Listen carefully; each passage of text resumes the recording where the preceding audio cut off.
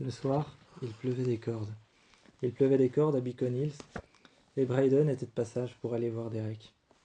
Alors qu'ils étaient en train de parler de choses et d'autres, de quelque chose, comme par exemple aller récupérer Malia qui était chassée par sa mère, la louve du désert.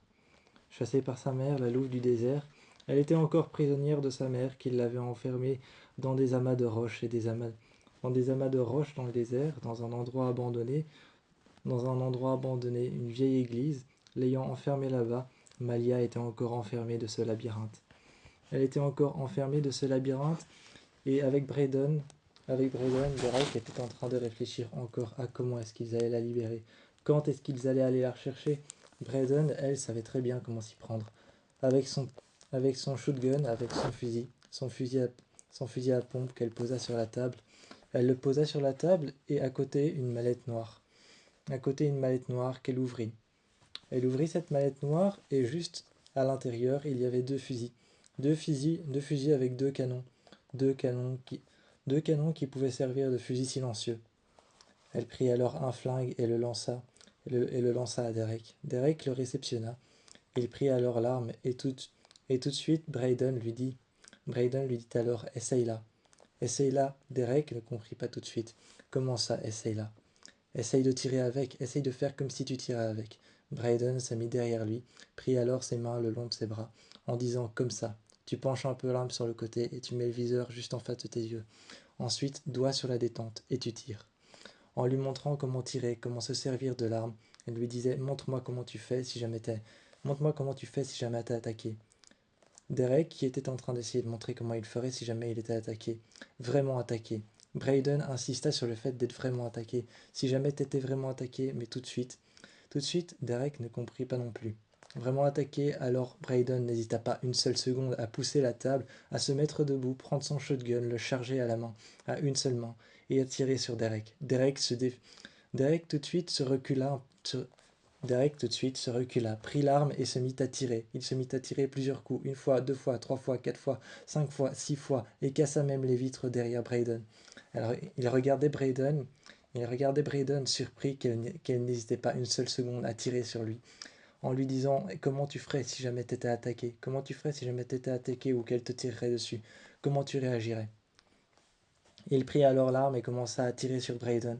Brayden, l'air satisfait, posa alors ses jambes sur la table. Elle croisa ses jambes sur la table, l'air satisfait en lui disant voilà, c'est comme ça qu'on sert d'un fusil. Elle chargea son arme, la déchargea et la posa sur le côté.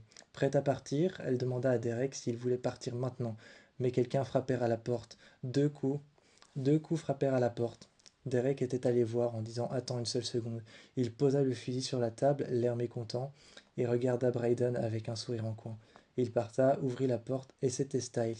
Styles qui était mouillé, trempé, qui était avec des plans à la main, qui lui disait qu'il avait une solution pour aller chercher Malia. Il avait une solution pour aller chercher Malia et pour libérer Scott. Alors que Scott, lui, il était toujours entre les mains. Il était toujours entre les mains de la famille Calaveras. Il avait une solution pour libérer Malia et une solution pour libérer Scott et Kira, qui étaient toujours entre les mains, de la famille Calaveras qui était en train de les torturer. Scott leur servait simplement. Scott leur servait simplement de. Scott, c'était simplement leur mascotte, la personne qu'ils torturaient. C'était un petit peu celui qu'ils torturaient, qu'ils aimaient torturer. C'était devenu quelque part une mascotte. Dès qu'ils allaient quelque part, ils se servaient de Scott comme excuse, comme quoi ils le torturaient sans relâche. Quand il voulait s'en prendre à une famille ou à quelqu'un, il disait j'ai quelqu'un chez moi, je le torture. Je le torture et je ne m'arrête jamais. Je ne m'arrête jamais, c'est devenu un passe-temps. Il s'appelle Scott. C'est un loup-garou et je le torture parce que j'ai envie. Parce que j'en ai envie, je le garde chez moi. Et je me sers de sa petite copine, sa petite amie.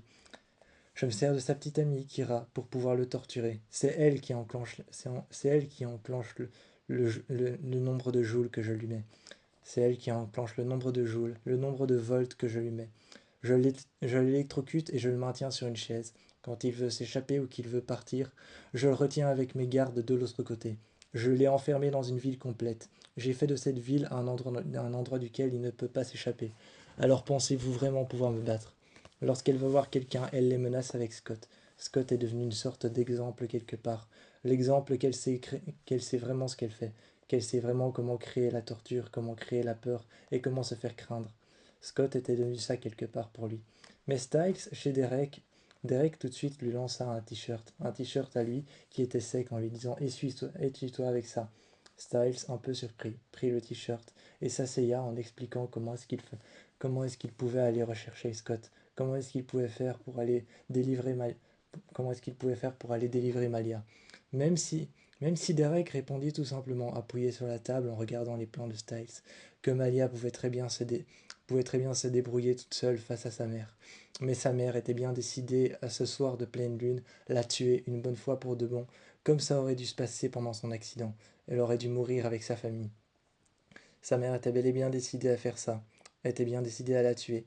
Mais lorsqu'ils ont entendu ça et qu'ils ont su ça, lorsqu'ils ont su ça par quelqu'un qui était arrivé, un autre, un autre tueur, un autre chasseur qui était arrivé, leur disant que courait un grave danger et que sa mère était décidée à la tuer ce soir de pleine lune. Regardant par la fenêtre, Derek, Braden et Styles avaient aperçu une pleine lune. Une pleine lune, une pleine lune blanche, blanche et lumineuse, le genre de lune qui est une lune alpha. Ils l'ont regardée, et cette lune alpha, c'était bel et bien une grande lune. C'était bel et bien une grande lune, c'était ce soir-là qu'elle comptait la tuer. Malia était en danger. À chaque seconde qui s'écoulait, chaque heure qui s'écoulait comptait. Heureusement, il y avait la voiture de Styles qui attendait en bas. Styles prit alors ses clés tout de suite, et de suite emmena Derek. De suite emmena Derek et s'arrêtèrent au bord de la route, au bord de ces ruines là où elle était. Ils entendirent crier, mais ne vurent pas Malia. Ils entendirent crier et entendirent des coups de feu. Malia devait très certainement se protéger. Ils ne la trouvèrent pas tout de suite, même en la cherchant à l'intérieur. Même en la cherchant à l'intérieur, ils ne la trouvèrent pas. Elle devait s'être transformée en coyote. Ou alors peut-être qu'elle était partie se cacher un petit peu plus loin, qu'elle avait réussi à fuir. Mais ils tombèrent tout de suite sur la mère de Malia. Ils tombèrent tout de suite sur la mère de Malia qui essayait de la tuer. Son arme à la main, elle dégaina son arme et n'hésitèrent pas une seule seconde, comme Braden, à tirer sur Derek et à tirer sur Braden. Braden se lança alors tout de suite entre les coups de feu, en disant ah non, ça va pas se passer comme ça. Prit son arme, la chargea tout de suite et se mit à tirer tout en avançant et en marchant vers elle. Finalement, elle arrêta de tirer et vit alors. Elle arrêta de tirer et la vit par terre. Elle l'a vue par terre, s'accroupit juste devant elle en lui disant et voilà. Et maintenant tu vas la laisser partir gentiment. Une arme qui était juste dans sa main. Il l'a pris. Elle l'a pris, la déchargea juste devant la mère de Malia et reprit alors la balle qu'elle avait à l'intérieur de son bras. La balle qu'elle avait à l'intérieur de son épaule, elle l'a repris. Son bras qui était blessé d'un rocher qui lui était tombé dessus. Elle reprit alors la balle, l'essuya sur son jeans, l'essuya vite fait avec son jeans et avec le tissu. Elle trempa la balle dans l'eau, dans une petite flaque d'eau qu'il y avait sur le côté, la récupéra et la mit à l'intérieur en tant que munition à l'intérieur de son fusil. Elle repartit à l'intérieur dans la voiture de, dans la voiture de Styles. Ils repartirent et rejoignirent le loft de Derek. Ils avaient réussi à délivrer Malia, mais maintenant il fallait se rendre là-bas, chez les Calaveras, pour pouvoir délivrer Scott. Mais les Calaveras avaient transformé la ville au Mexique en un vrai labyrinthe. La Iglesia était elle-même devenue un vrai labyrinthe, là où Derek s'était déjà perdu. Là où Derek s'était déjà perdu et où Kate l'avait emmené. Kate l'avait emmené là-bas. Quand Derek est arrivé là-bas, il ne se sentait pas rassuré. Mais Scott, qui était encore là-bas prisonnier, il fallait le trouver. Il l'entendait. Il l'entendait crier et entendait le bruit du sang. Entendait le goût du... Entendait, entendait, entendait ses cris et entendait... Il entendait ses cris et entendait surtout Kira plus qu'autre chose, qui était forcé d'appuyer sur les boutons qui envoyaient les joules et qui envoyaient l'électricité à cette chaise en métal qui était chargée d'électricité et de joules. Les unes après les autres, elle continuait à forcer et à forcer, à la forcer d'appuyer et à continuer à monter monter les joules et monter l'électricité toujours plus fort. Kira, Kira n'était pas que perturbée, mais un moment, À un moment très bref pendant la nuit, alors qu'ils étaient en train de torturer Scott, Kira était en train de faire monter les volts, et son kitsune tout de suite se manifesta. Son kitsune se manifesta au moment où elle fit monter les volts, simplement parce qu'elle avait mal pour Scott et qu'elle voulait une bonne fois pour toutes, qu'on le libère. En voulant qu'on le libère, son kitsune s'était alors manifesté, cassant ainsi le, cassant ainsi les, cassant alors le moniteur qui était en train de lancer les volts à la chaise de Scott. Son kitsune s'était dévoilé et était sorti de son corps, cassant le moniteur qui envoyait les joules. Elle s'était retournée vers eux avec une ombre orangeâtre tout autour de son corps. Les calaveras pointèrent alors leurs armes tout droit vers elle. En disant qu'elle savait ce qu'elle faisait, Scott était attaché. Il voulait aider, il voulait, il voulait aider Kira à combattre les calaveras. Mais c'était impossible pour lui de se défaire de la chaise. Mais à un moment, il hurla. Derek se retourna soudainement quand il entendit le hurlement de Scott, un hurlement de Alpha très fort qui fit trembler les murs. Il l'entendit et tout de suite, Braden eut l'un des mêmes réflexes, charger son arme, se retourner. Ils partirent là-bas et suivit alors le hurlement de Scott. Là-bas, il y avait Lydia qui attendait parce qu'elle avait, elle aussi avait été enfermée par les calaveras. Elle avait été enfermée par les calaveras. Lydia était là-bas en tant que protectrice des calaveras. Elle prévenait quand quelqu'un allait se faire tuer ou quand un assaut allait arriver. Quand un assaut allait arriver, chaque fois, l'un des calaveras se servait d'elle pour savoir qui allait mourir ou quand est-ce que quelqu'un allait se faire tuer. Quand est-ce que quelqu'un allait défier les règles des calaveras et devoir se tuer ou se suicider. Là-bas, Lydia ne pouvait s'empêcher de se servir de son don de Banshee.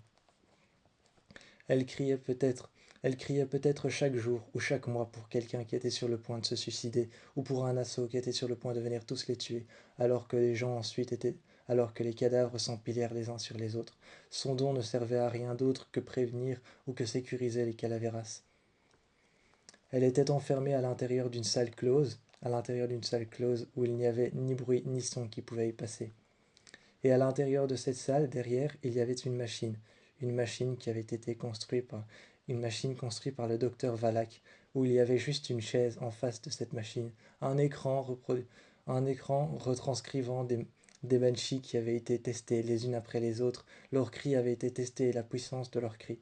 Et, et Malia qui était encore en train de courir, Malia qui était encore en train d'échapper à sa mère. Pendant ce temps, Lydia, elle, était rentrée à l'intérieur de cette pièce étrange, dans cette pièce insonorisée, et s'est assise sur la chaise. Le masque, le mettant sur elle, la puissance de son cri, le détruit. Étant la plus forte des Banshees, la puissance de son cri, de son hurlement de Banshee, détruit alors la machine et le masque qu'elle portait sur elle. Toutes les vidéos, elle les récupéra vite fait, et s'en alla tout de suite, se servant de son cri pour éloigner les calaveras qui tirèrent sur elle. Les balles éclatèrent en plein milieu du tir, les balles éclatèrent à la surface. Elles n'eurent à peine le temps de la toucher, qu'elles se servirent de son cri pour tous les éloigner. Elles partirent et la voiture de Styles arrivèrent juste au moment où Derek avait entendu son cri. Il libéra Scott, et libéra ensuite Kira de l'emprise des calaveras qui l'obligèrent à l'électrocuter. Ils partirent tous et rejoignirent alors le loft de Derek.